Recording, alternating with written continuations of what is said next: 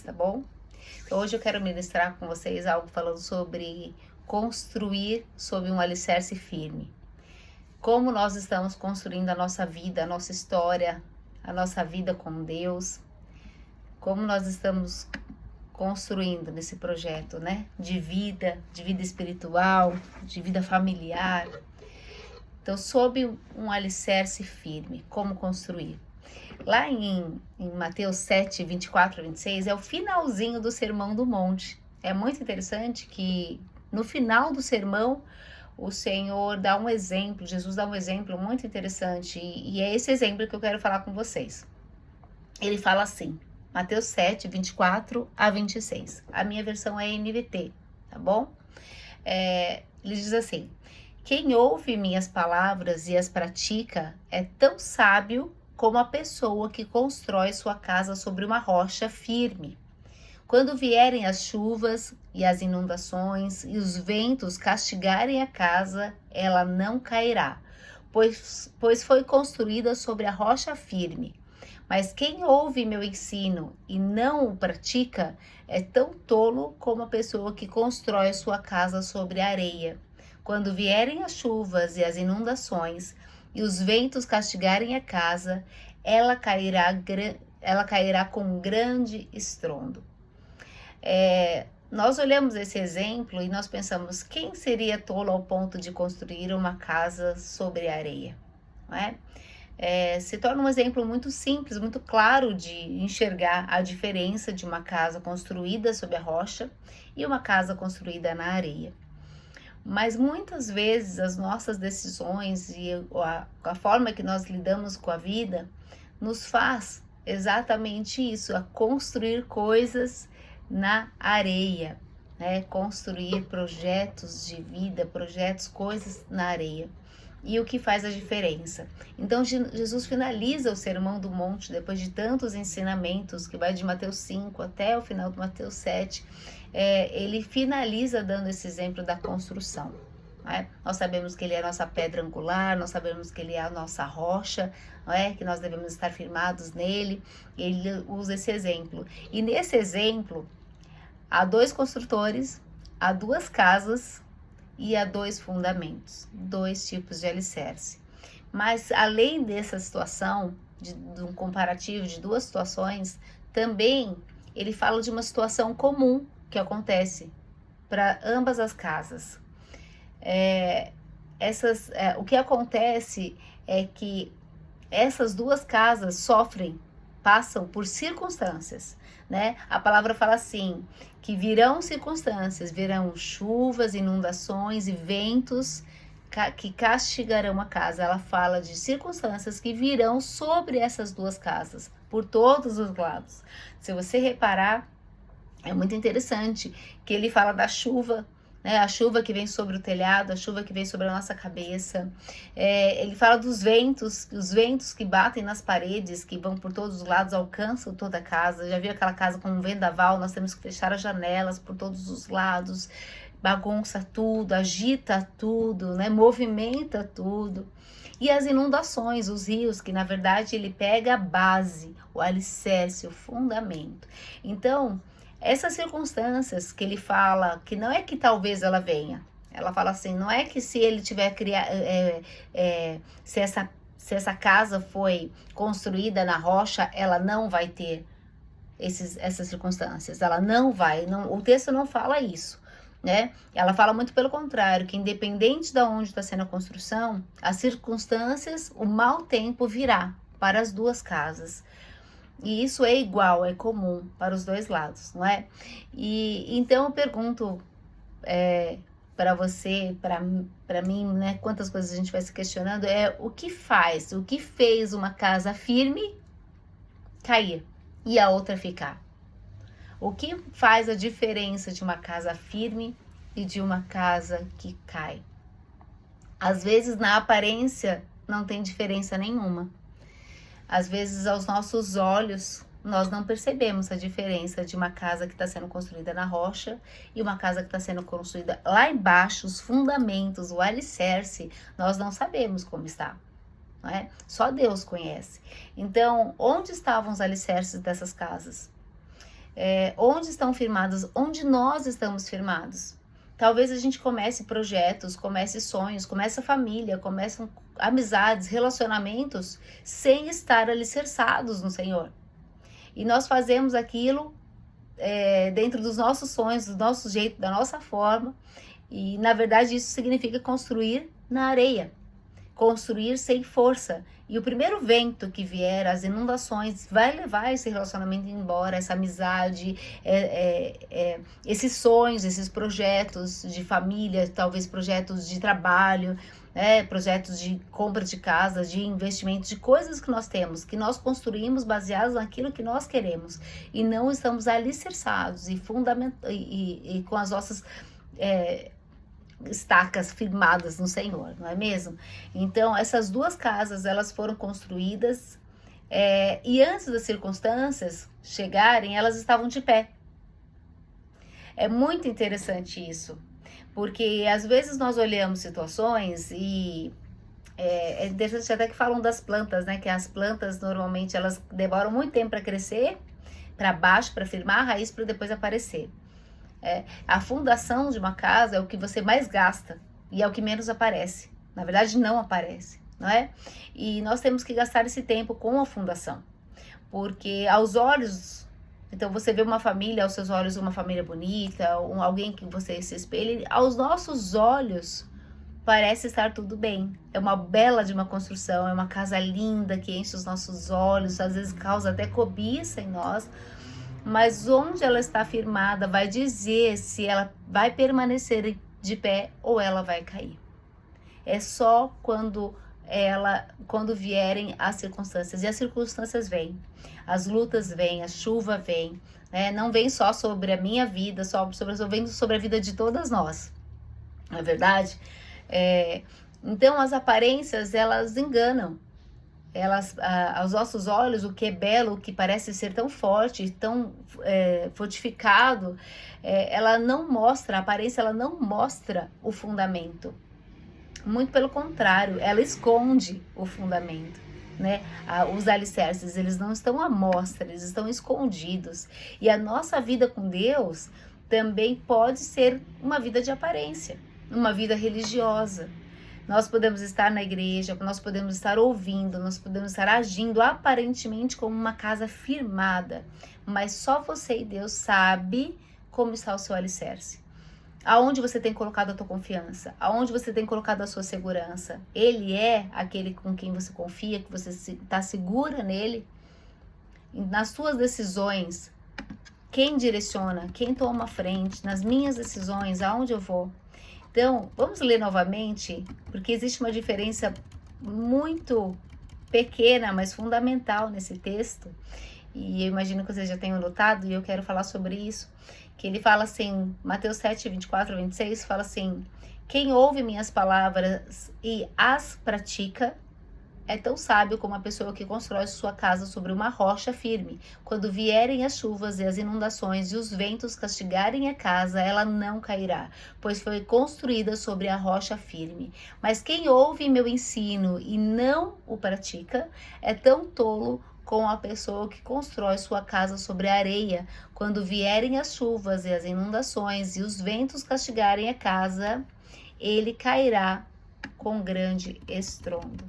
Qual é a diferença crucial aí que nós vemos, não é? Nós vemos que as circunstâncias acontecem nos dois, nós vemos que eles são firmados, um está firmado na rocha, outro está na areia, mas existe algo sensacional que faz toda a diferença para nós.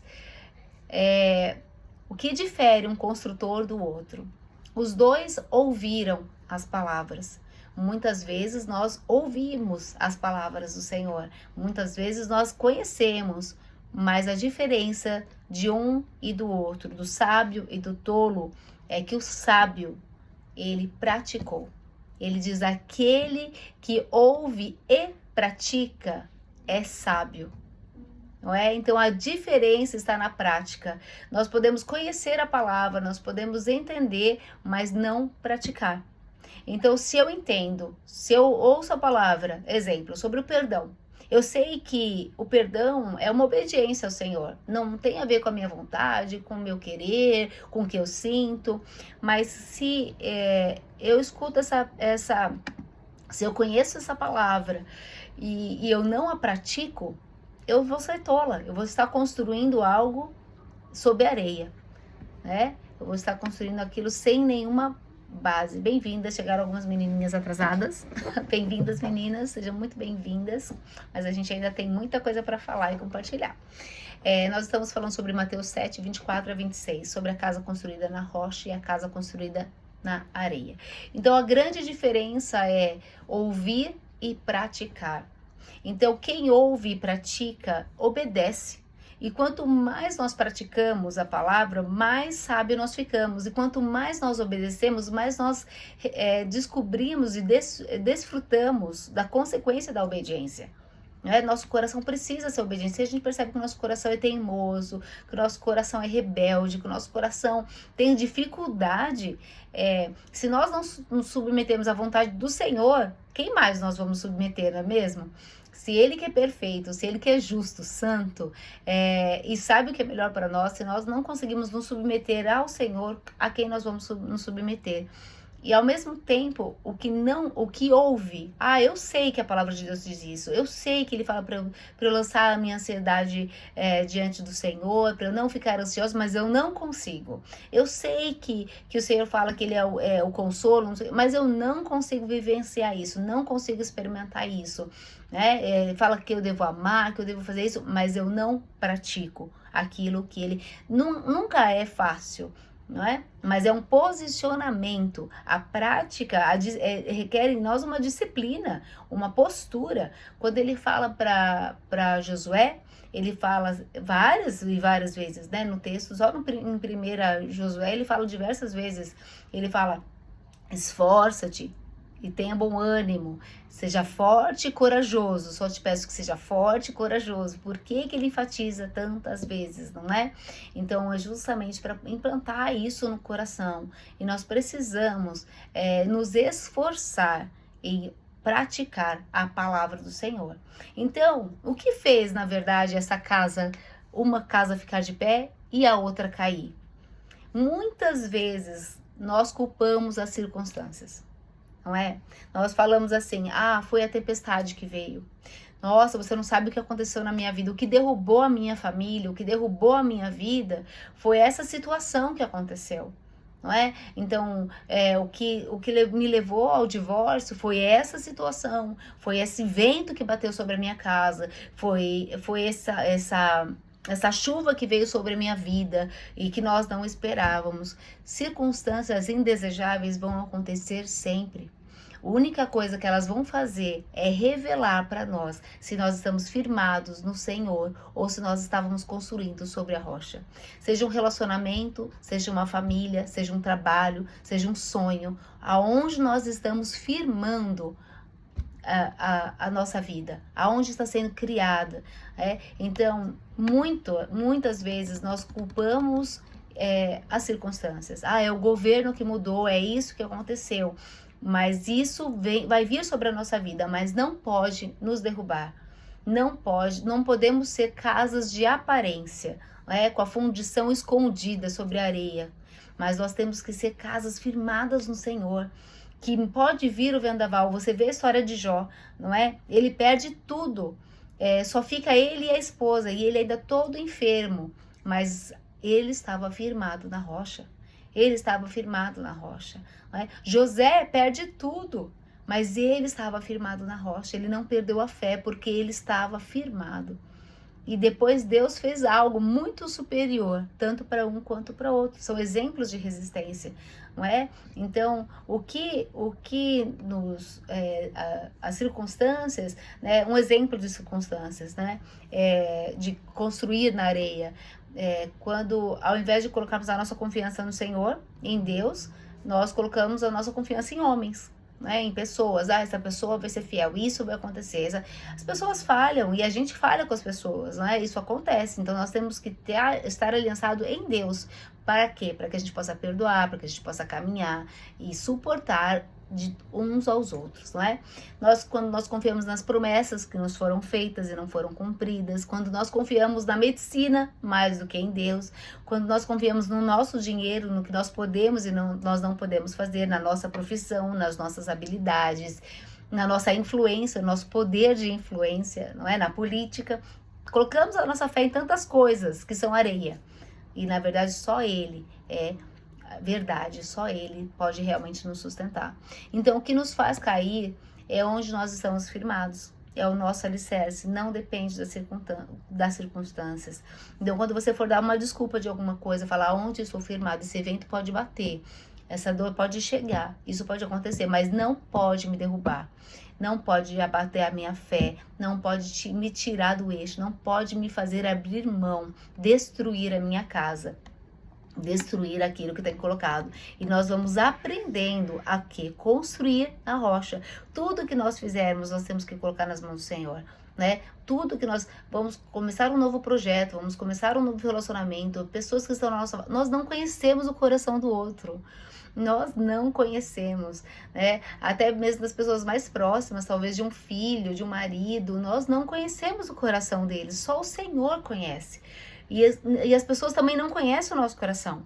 Só nós e o Senhor. E muitas vezes tem coisas que nem nós mesmos temos um total entendimento do que há no nosso coração, não é mesmo? Então, finalizando com vocês, eu creio que nós estamos aqui para firmarmos a nossa vida no Senhor. Tem algo que o Senhor tem, Ele precisa nos firmar, nos fortalecer, fazer com que a gente crie todas as nossas expectativas estejam nele, não é? Os nossos sonhos não vão ser levados pelas pessoas ou pelas circunstâncias, mas eles estão firmados na rocha que é Cristo, e pode vir o que for, nossa casa não vai ser derrubada, não é? Nós não precisamos, muitas vezes nós queremos palavras diretivas, palavras personalizadas, não é? Uma profecia, algo entregue diretamente para nós, mas a palavra de Deus é tão completa, tão cheia, tão viva, tão eficaz, que ela é capaz de nos transformar. Ela nos confronta, ela nos traz vida. Então comece a criar o hábito de ler, ouvir e praticar a palavra, porque ela é lâmpada para os nossos pés, ela nos mostra os nossos tropeços, ela ilumina o caminho que nós estivermos, né? Nós não precisamos de diretivas personalizadas, nós precisamos ler a palavra e praticá-la. Amém? Eu vou pedir aqui, calma aí, até para finalizar, existe o versículo da mulher sábia, não é? Que fala que a mulher sábia edifica o lar, mas a insensata a destrói com as próprias mãos. É exatamente esse texto que Jesus usa, não é? No final de um sermão Sermão do Monte. Eu cismo em falar da montanha, Sermão do Monte, e que é exatamente isso. A mulher sábia, então significa a mulher que ouve as palavras do Senhor e as pratica, ela é uma mulher sábia, ela é uma mulher que vai edificar o seu lar. Aonde ela for, ela vai edificar. Ela vai edificar uma amizade, ela vai edificar os seus filhos, o seu marido, a tua casa, por onde ela for, o seu trabalho, o seu ambiente, tudo vai ser próspero nas mãos dela, porque ela não vai fazer de qualquer forma, ela vai fazer como para o Senhor, da melhor forma, não é? Do mesmo jeito, a insensata destrói com as próprias mãos. O que é isso? Ela constrói segundo as forças dela. Na verdade, é por conta própria. Eu confio na minha habilidade, no meu potencial, na minha influência, eu confio nas coisas humanas e não deposito a minha confiança realmente no Senhor, não é? Então, essa mulher sábia, ela termina dando esse fechamento ao mesmo texto que nós lemos. Eu vou abrir agora com